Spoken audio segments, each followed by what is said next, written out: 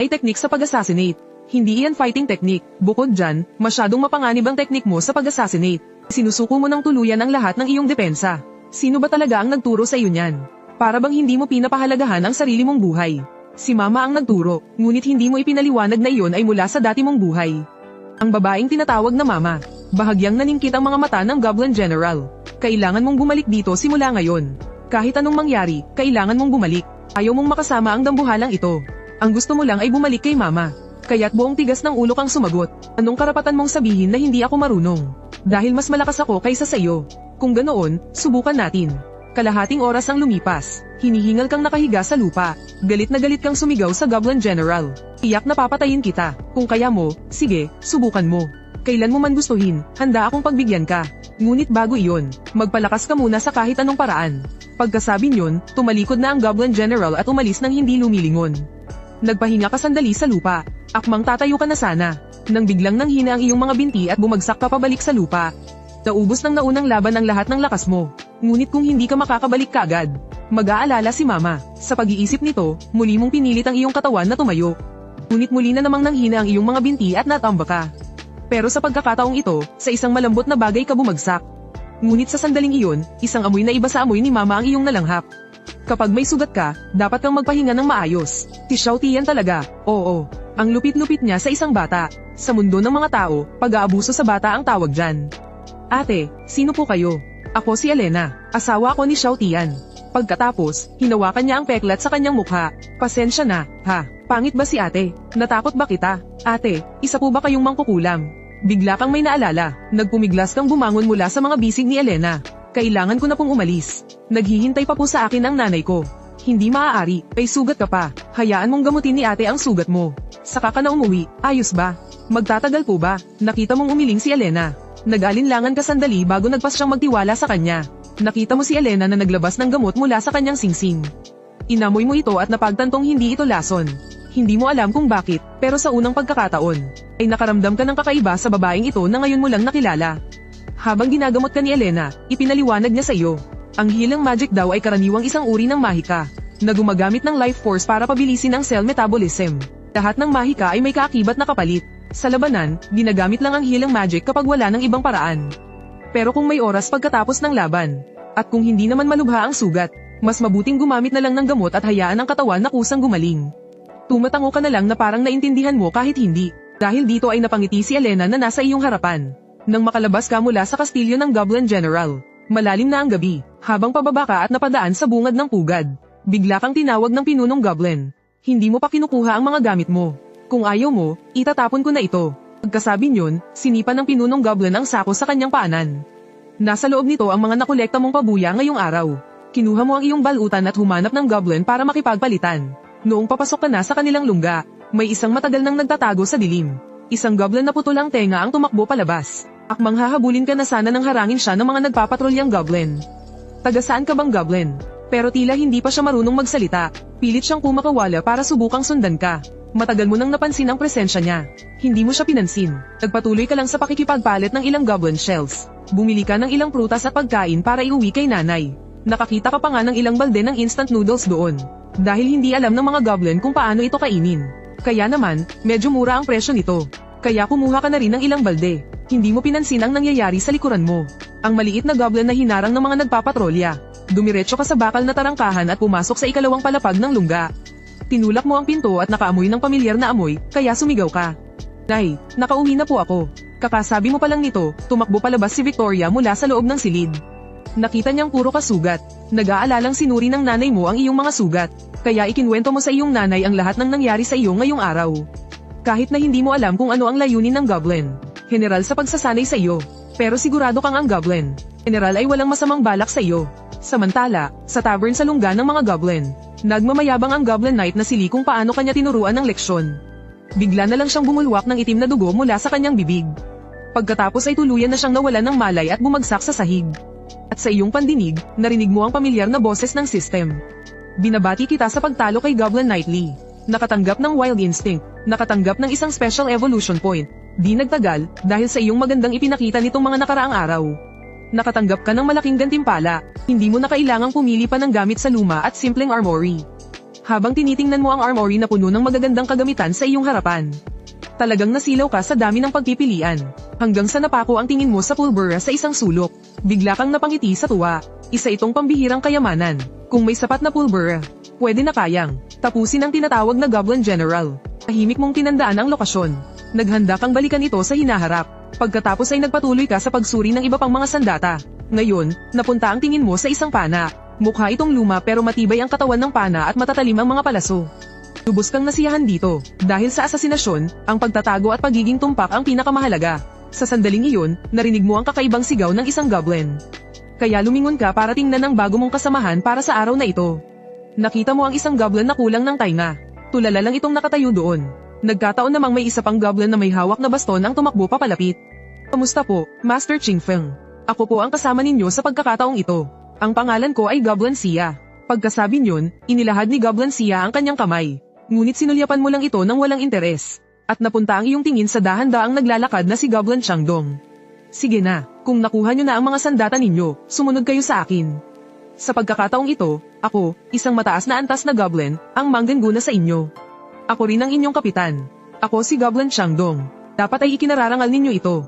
Ngayon, dadalhin ko kayo para mamulat ang inyong mga mata sa ating mga sundalong goblin. Pero hindi pa tapos magsalita si Goblin Changdong nang bigla siyang pinutol ng isang dambuhalang goblin. Gusto ko lang pumatay ng tao. Tiningnan ng dambuhalang hanggal sa harap niya, bahagyang tumawa si Goblin Changdong. Sayang naman, hindi pagpatay ng tao ang misyon natin ngayon. Kung hindi ka susunod sa utos, malaya kang umalis. Nang marinig ang sinabi ni Goblin Changdong, hindi nagatubili ang malaking goblin at tumalikod na para umalis. Ngunit hindi niya inakala na mapapatigil siya ng goblin. Sa mga sumunod na salita ni Changdong, kung hindi ka susunod sa utos ko, kung gayon ay umalis ka sa Great Goblin Nest. Ito ang utos mula mismo sa Goblin General. Karaniwan, si Goblin Changdong ay hindi papansinin ang mga mababang antas na goblin na ito. Pero dahil utos ito ng Goblin General, wala siyang magawa kundi sumunod.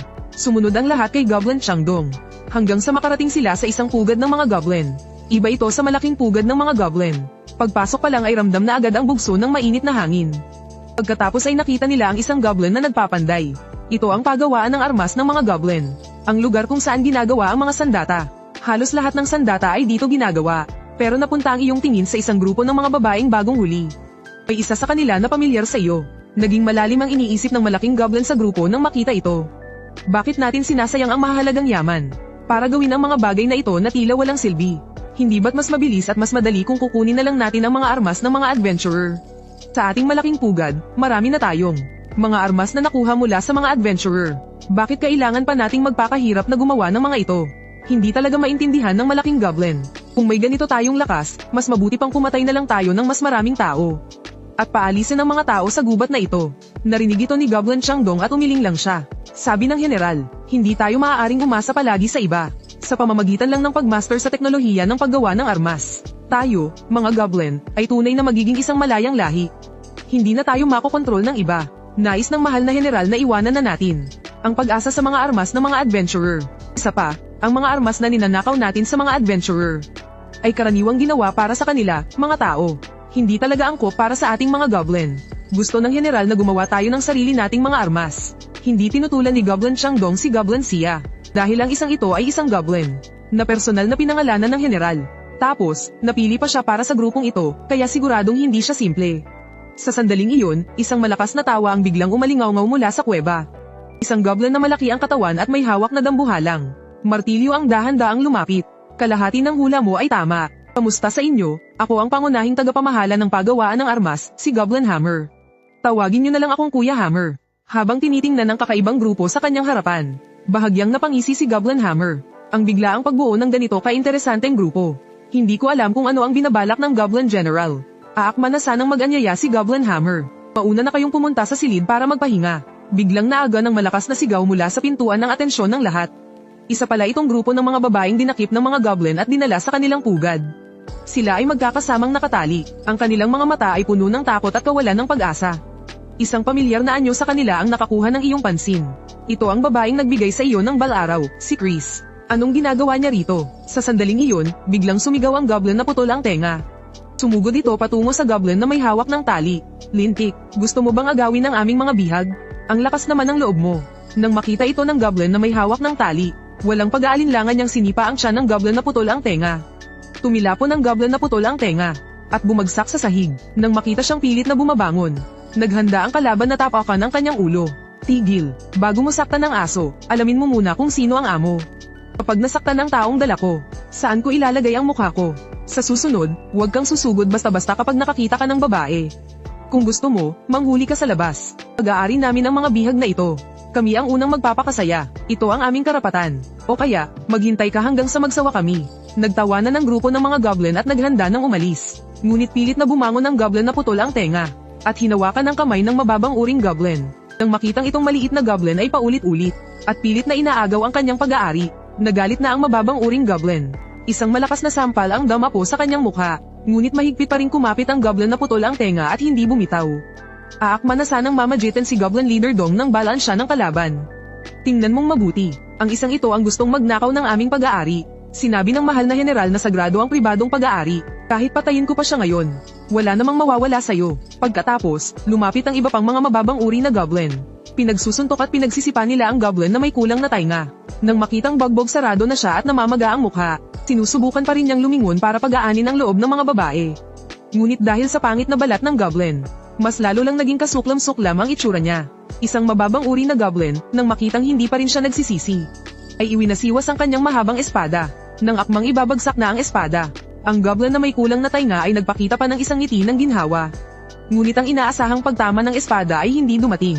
Isang malakas at makapangyarihang kamay ang hamarang sa kanyang harapan. Maliit na goblin, kahit na mahina ka, mayroon ka namang pambihirang katapangan. Bitiwan mo yan. Ikaw na hanggal na nilalang. Itinututok mo ang iyong espada sa sarili mong kasamahan. Kung mayroon kang ganyang kalakas, mas mabuti pang pumatay ka na lang ng ilang tao. At sino ka namang nilalang? Anong karapatan mong turuan ako? Mga kapatid, sugurin nyo. Sumigaw ang mababang uri na goblin at sumugod sa malaking goblin. Subalit, isang magaang na suntok lang mula sa malaking goblin. At tumalsik ang mababang uri na goblin at bumagsak ng malakas sa lupa. Nang makita ito ng ibang mga goblin, napalunok na lang sila ng laway. Hindi mo maaaring gawin yan. Nilabag ng isang to ang mga patakaran. Gusto niyang agawin ang mga pag-aari natin. Oh, ano naman ngayon? Bigyan nyo na lang siya ng isang babae, di ba?